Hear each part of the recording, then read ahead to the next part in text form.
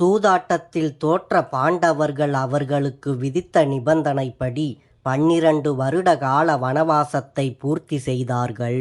மேலும் பாண்டவர்கள் யார் கண்ணிலும் படாமல் 1 வருடம் மறைந்து வாழும் அஞ்ஞாத வாசத்தை எப்படி பூர்த்தி செய்வது என்று தங்களுக்குள் ஆலோசனை செய்தார்கள். சிறிது நேரத்திற்கு பிறகு அவர்கள் ஒரு முடிவு எடுத்தனர். விராட வேந்தன் ஆண்டு வந்த மத்திய நாட்டுக்கு செல்ல வேண்டும். அங்குள்ள விராட நகரில் அரண்மனையில் மாறுவேடம் பூண்டு வாழ வேண்டும் என்று அவர்கள் தீர்மானித்தார்கள். விராட நாடு செழிப்புடனும் ஆரவாரம் ஏதும் இல்லாமல் அமைதியாக இருந்தது. அந்த நாட்டு மன்னன் அறிவு மிக படைத்தவன். பாண்டவர்களை அவன் மிகவும் நேசித்தான்.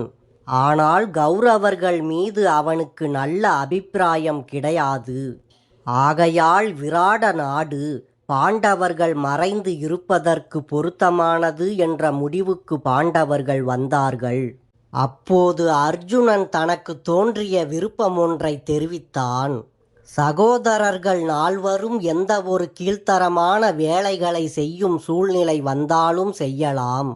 ஆனால் யுதிஷ்டிரன் மட்டும் தகுதி வாய்ந்த மரியாதையான பதவி ஒன்றில் இருக்க வேண்டும்.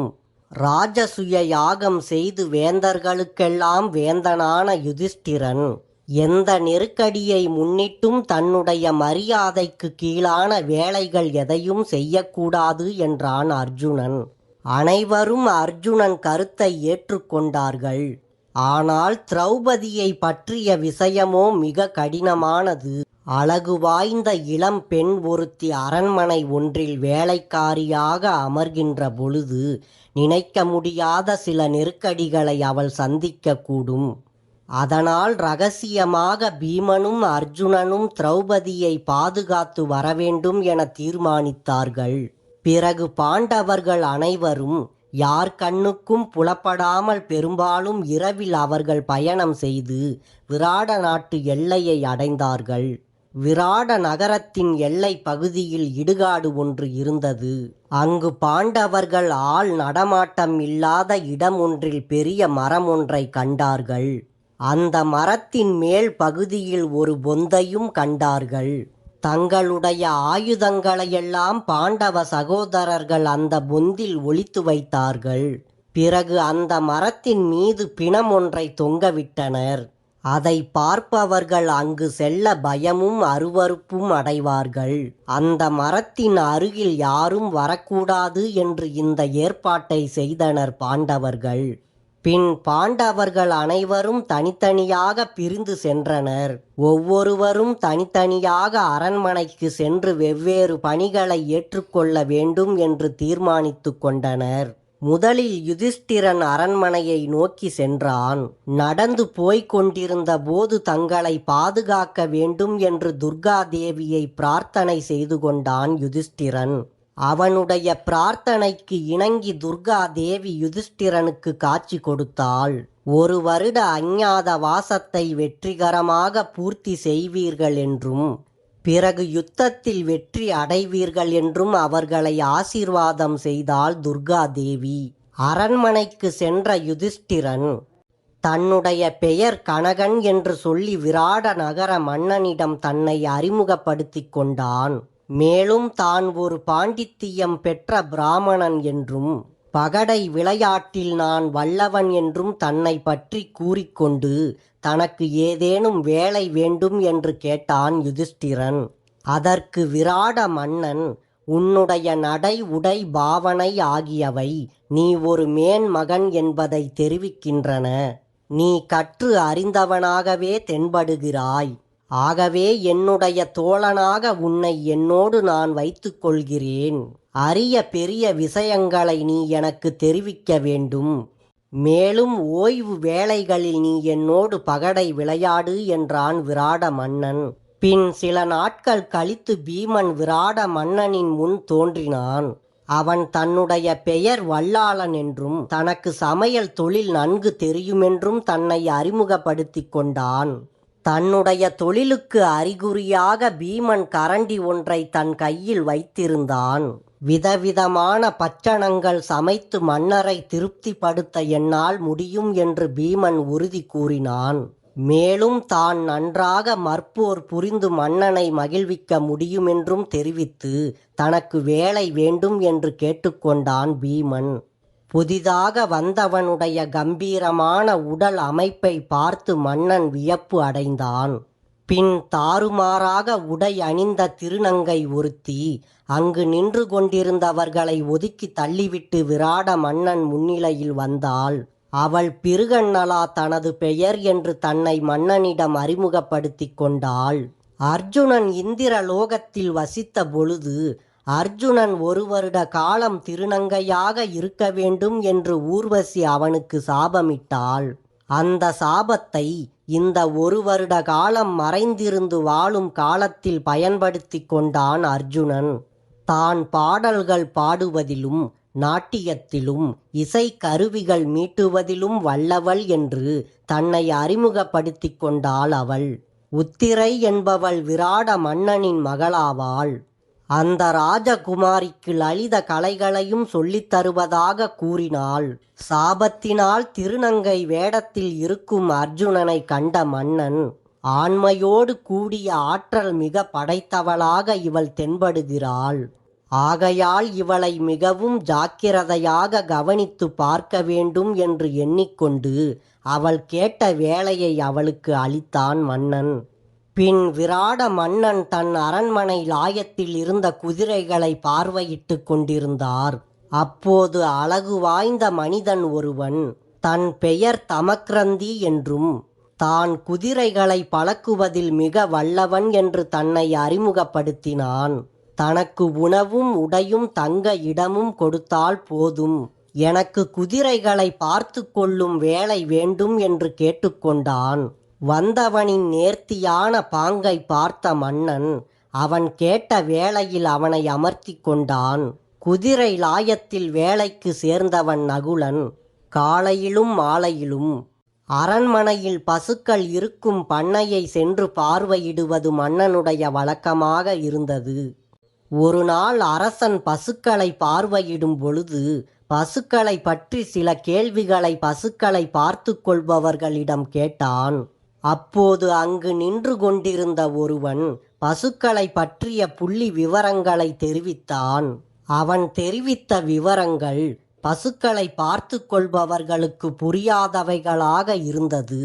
பசுக்களை பற்றி அனைத்தும் அறிந்தவனாக தென்பட்டவனிடம் நீ யார் என்று மன்னர் விசாரித்தார். அவன் தன் பெயர் தந்திரபாலன் என்று மன்னரிடம் தன்னை அறிமுகப்படுத்தி கொண்டான். இந்த பண்ணையில் தனக்கு ஏதேனும் வேலை வேண்டுமென்றும் அவன் கேட்டுக்கொண்டான். வந்தவனுடைய நடை பாவனைகளை பார்த்த மன்னன், இவன் ஒரு பிராமணன் அல்லது சத்திரியனாக இருக்க வேண்டும் என்று எண்ணினான். பின் அவனை மாட்டு பண்ணையில் வேலைக்கு நியமித்தான் விராட மன்னன். மாட்டு பண்ணையில் வேலைக்கு சேர்ந்தவன் சகாதேவன். சைரந்தரி என்னும் பெயரின் பொருள் வேலைக்காரி என்பதாகும். சைரந்தரி என்னும் பெயர் கொண்டவளாக திரௌபதி விராட நகரின் வீதிகளில் நடந்து சென்றாள். அவள் கந்தல் துணிகளை அணிந்து கொண்டிருந்தாள். அப்படி இருந்தும் இயல்பாகவே அவளுடைய அழகு மேன்மையானதாக இருந்தது. பாதையில் போய்க் கொண்டிருந்த மக்கள் அவளின் உடைகளை பார்த்து அவளை கேலி செய்தார்கள். சிறுவர்களும் சிறுமிகளும் திரௌபதியை சூழ்ந்து வேடிக்கை செய்து கொண்டே அவளை பின் தொடர்ந்தனர். அப்போது அரண்மனை மாடியில் மேல்தட்டில் இருந்த அரசியான சுதேனா வெளியே வேடிக்கை பார்த்து கொண்டிருந்தாள். அப்போது சைரந்தரியின் இக்கட்டான சூழல் அரசியின் கண்ணில் தென்பட்டது. தன்னந்தனியாக போய்க் கொண்டிருந்த பெண்ணின் பரிதாபகரமான நிலை அரசியுடைய உள்ளத்தை தொட்டது. உடனே தாதிமார்கள் சிலரை அனுப்பி அவளை அரண்மனைக்கு அழைத்து வரும்படி கட்டளையிட்டாள் அரசி. சைரந்தரியின் பரிதாபகரமான நிலையும் அவளுடைய கண்களில் இருந்து வந்த கண்ணீரும் அரசியின் உள்ளத்தை தொட்டது. அவள் யாரென்று அரசி விசாரித்தாள். அவள் தன்னுடைய பெயர் சைரந்தரி என்றும் தனக்கு 5 கந்தர்வர்கள் கணவர்களாக இருக்கின்றார்கள் என்றும் ஒரு சாபத்தை முன்னிட்டு நான் 1 வருட காலம் அவர்களிடமிருந்து பிரிக்கப்பட்டுள்ளேன். 1 வருடத்திற்கு பிறகு நான் அந்த சாபத்தில் இருந்து விடுதலை பெறுவேன். அதுவரையில் தங்களிடம் நான் எனது பாதுகாப்பை வேண்டுகிறேன் என்றாள்.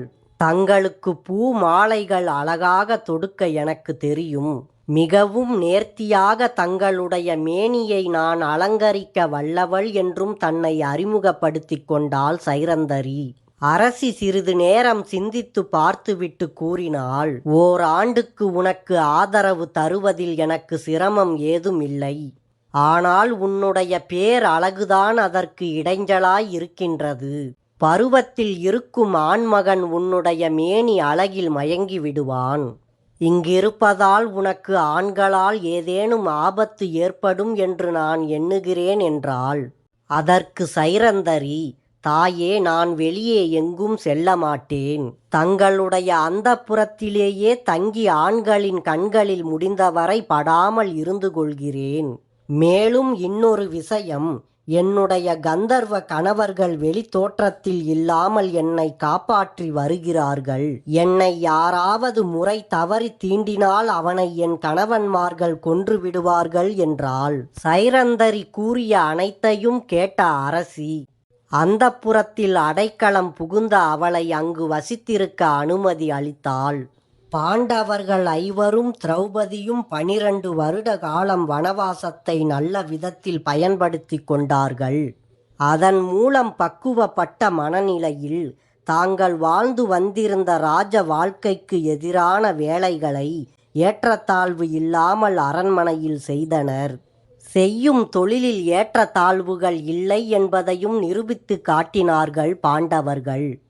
விராட நகரத்தில் சூத்திர தர்மம், வைசிய தர்மம் ஆகியவற்றை அமைதியாகவும் ஆர்வத்துடனும் நிறைவேற்றினார்கள் பாண்டவர்கள்.